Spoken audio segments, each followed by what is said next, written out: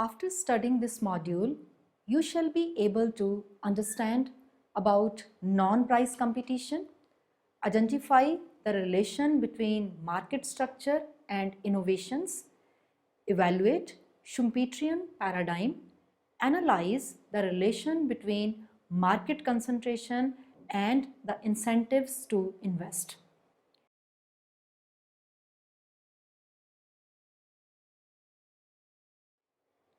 There are several dimensions and challenges of competition every firm has to face from its rivals in the market.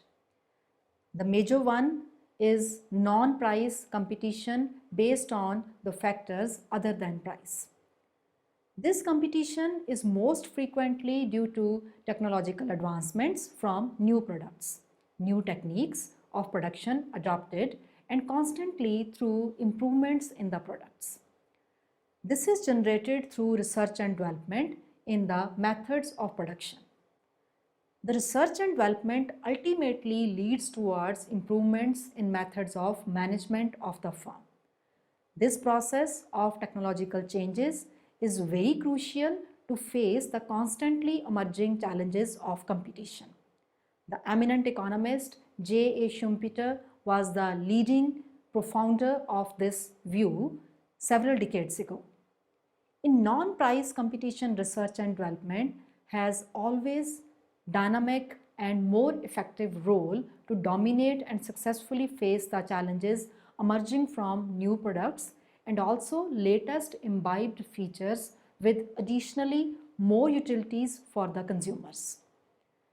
The quality and cost plays major role in this process of competition of new products, forcing firms to seek cost-effective techniques and improved products.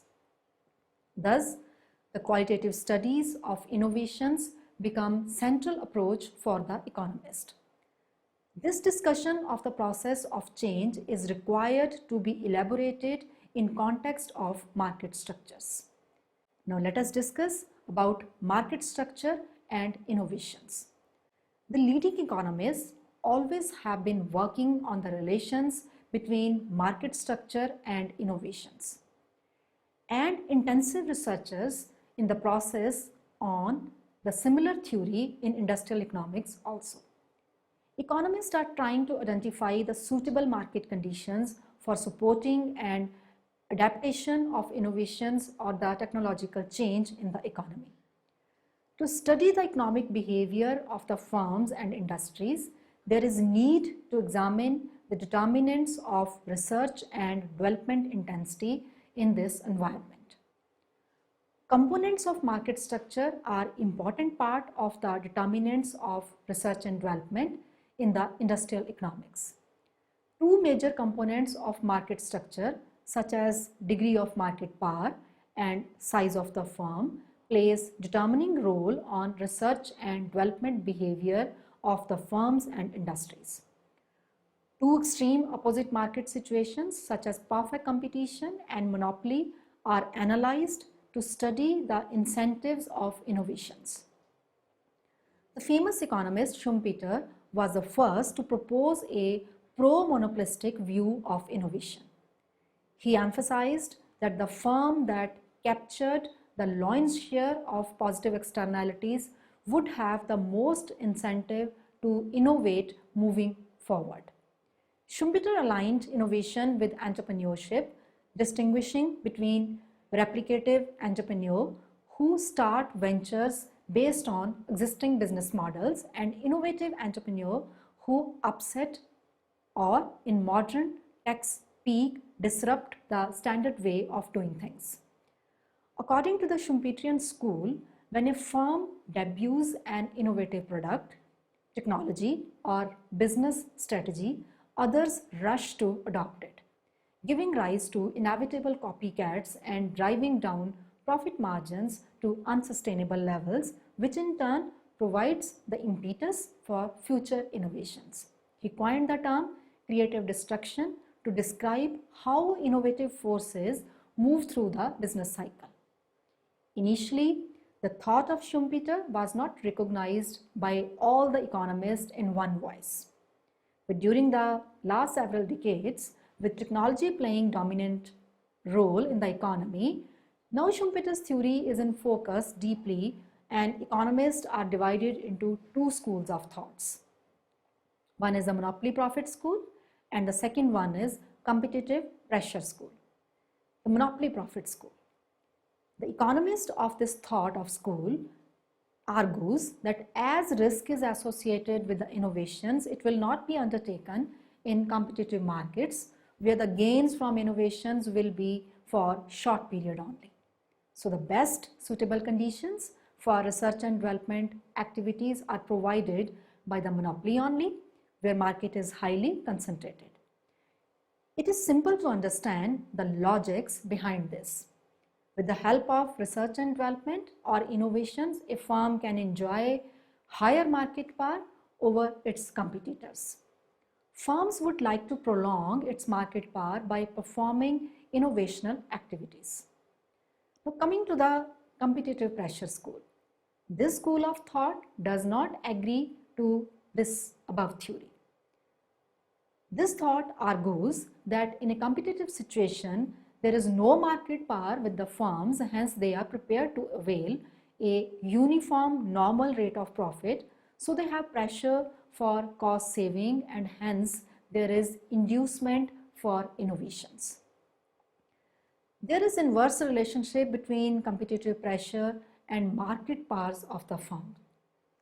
Here it is emphasized that the rate of innovation is also inversely related to the degree of market power. Arrow, the leader of this thought, argued that the incentives to invent are stronger in competitive market because gain is maximum from cost-saving innovations in the competitive market. Now let us discuss about Schumpeterian paradigm.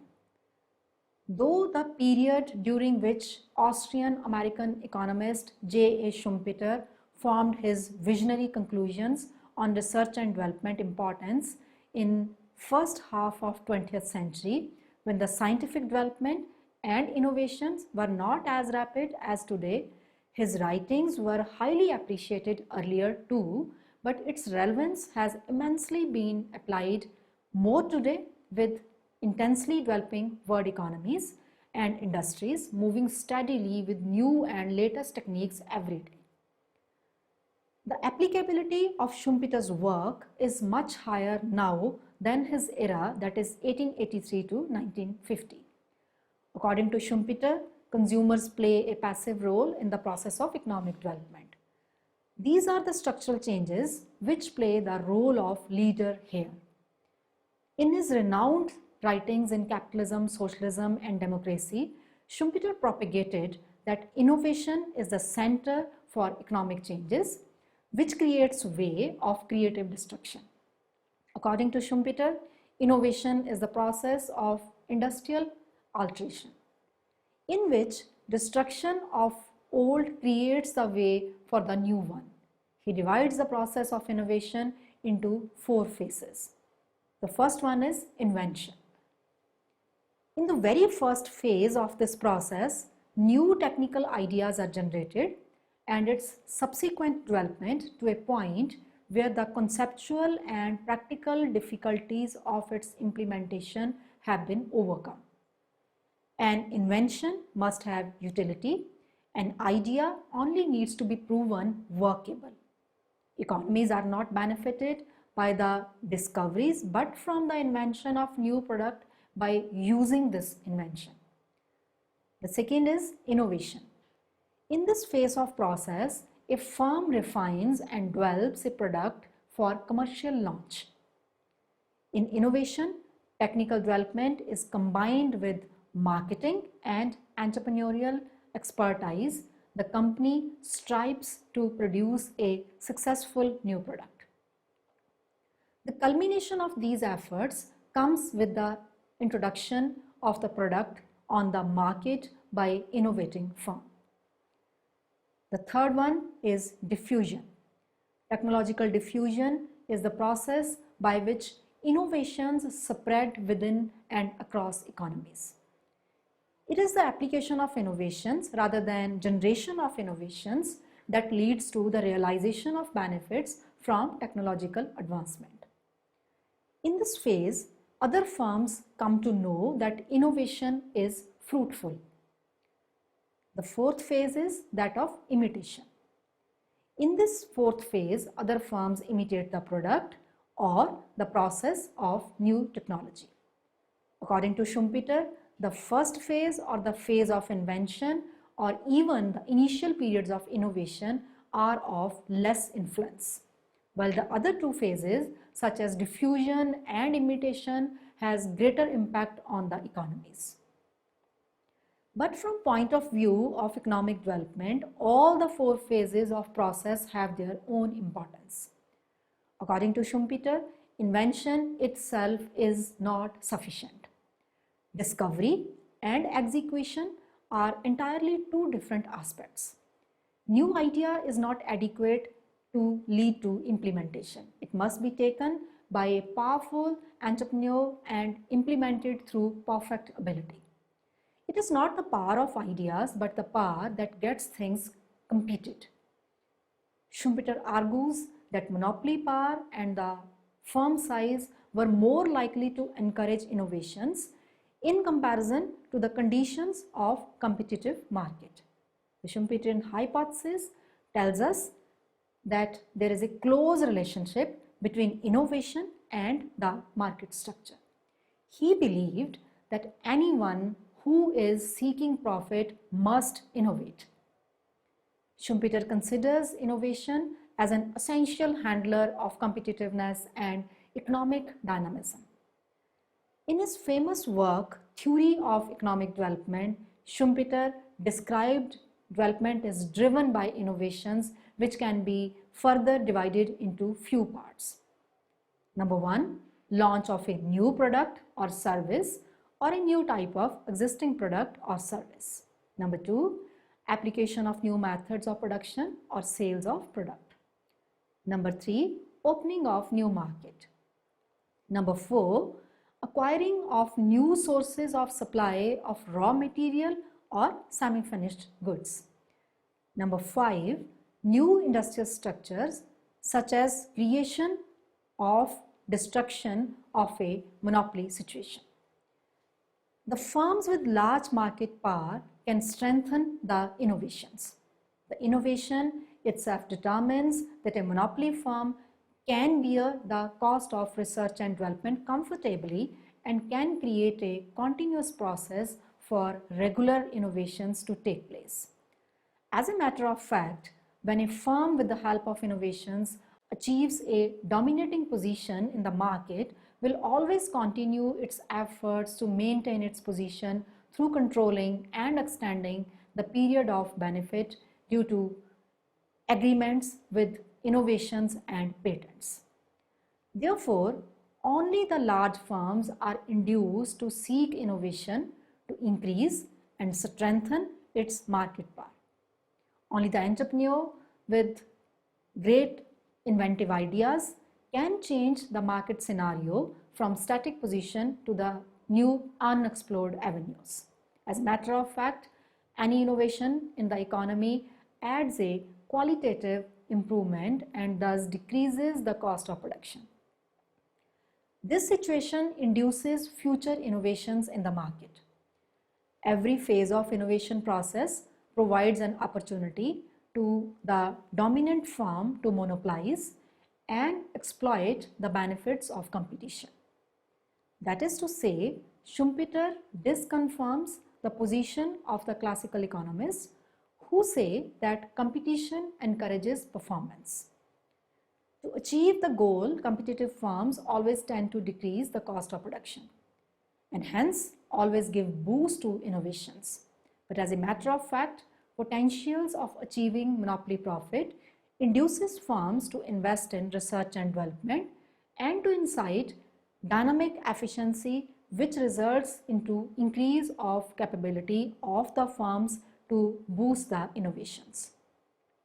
Elaborating the proposition given by Schumpeter, we can remarkably find out that innovation is the only reason for the firms to depart from competitive balance of long period in which there is zero economic profit, and they obtain, though temporarily, the most profitable position of the monopoly. In the 1940s, Schumpeter partially changed his opinion and advocated that the monopoly emerged by research and development likely to be a temporary position, but can be converted into permanent as firms are encouraged to make their position strong enough through applications of intellectual property rights. That means through implementation of patent laws and some other barriers to entry. Further, through keeping out others from access to the new technology. Now let us have a look at a relation between market concentration and the incentives to innovate. To show the positive relationship between market concentration and the incentives to innovate, number of factors are there. As a matter of fact, these factors play an important role to describe the relation between market power and the incentive to invest. The first one is availability of finance. Firms in concentrated industries are better able to provide the resources for research and development than the firms in the competitive market because monopoly is associated with market concentration. High risk is involved in research and development, so firms prefer to provide finance for the purpose from its internal sources only. This is because external funds management is an expensive affair. Oligopolistic markets, which enjoy positive economic profit, can easily afford such funds which may not be available to the firms in highly competitive markets. So it is argued that more competitive markets undertake little or no research on their own. On the other hand, oligopolistic markets have sufficient resources to undertake the potential research and development. A very suitable example can be of agriculture sector, where competitive market is found. Most of the research activities are taken up by the government sector only. The second one is economies of scale. One of the possibilities involved in research activities in favor of large firms is economies of scale. When a minimum efficient scale for research exists, it may not be feasible for independent firms in competitive markets to further undertake efficient research and development work. In very rare circumstances, pooling of research is also suggested to overcome the problem of scale. But this situation is also not suitable as small firms have to face the problem of resources and huge amount is required for organization of joint research programs. So relatively large firms in more concentrated market can conduct the research and development programs efficiently. Sometimes when research projects are risky and expensive, even in the concentrated markets, firms conduct such programs of research jointly. This kind of cooperation is also in favor of the society, as in this way, duplication of research can be avoided. The third is protection of patents. Large firms earning positive profits are always in a position to protect their intellectual property rights in comparison to relatively small firms. As a matter of fact, these concentrated firms may be more interesting to undertake the research and development projects. The fourth is competitive strategy. Rapidly changing external environment in the field of innovation is a big challenge for the firms to form their competitive strategy. Firms in such environment are facing the competition not only from the existing competitors, but also they have to restrict the potential entrant. Firms in concentrated market with the help of more concentration on research and development can counter such competitions. The fifth factor is intensive research. In concentrated industries, where firms earn positive economic profit can hire the better qualified researcher to intensify the quality of research. More efficient researchers can be attracted in such markets. In this manner, firms can increase their research output with respect to per unit of resources. In other words, it can be concluded that cost-efficient research may take place in the economy. Apart from these positive relations between market concentration and innovation, few disadvantages of market concentrations are also there. Researchers are attracted to monopoly sectors not available to other sectors of the economy, which offers the socially advantageous research opportunities. Firms with monopoly power may be inefficient and fail to avail research opportunities and may not be able to conduct efficient research programs in comparison to competitive industry. The general notion of slack in concentrated markets suggests that in every concentrated markets, innovations may be approaching. Firms in concentrated markets may have fewer incentives to innovate. Arrow also argued the same view that an innovation produces only limited extra profit to the monopolist.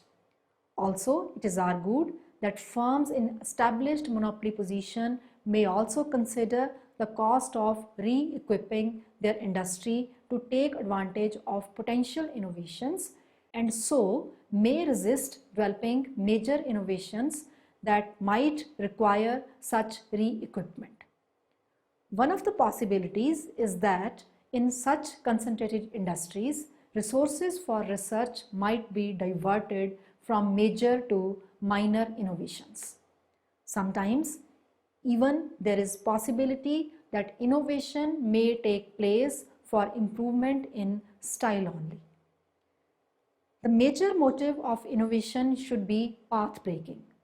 Minor innovations are important only for the protection of established firms from the potential competitors. Minor innovations can create the barriers of entry for the new entrant. As a matter of fact, concentrated markets may have less incentives to innovate than competitive markets. Concentrated large firms are only in a better position in case of finance and other resources for research and can take research activities more frequently. On basis of these arguments, it can be said that a mixture of both types of markets, concentrated large firms and competitive small firms, is most favorable situation for innovations. But the degree of concentration should be moderate to favor research and development and innovations, while too much competition leads to less research activities. A little bit different thought is given by Kamenov. He argued that a great deal of research undertaken in industries is for product rather than process development. In fact, product differentiation plays a major role in research activities. He argued that markets can be divided into two parts. One is based on differentiation in product design, in which greater research activities are taken place, and another is that in which no such factor is there. He gave the examples of investment goods and consumer durables as the part of product differentiation and material inputs and non-durable consumer goods for similar goods. He established that research activities are higher in the industries where product differentiation is found, but even in such industries there is hardly any increase in the research activities with concentration.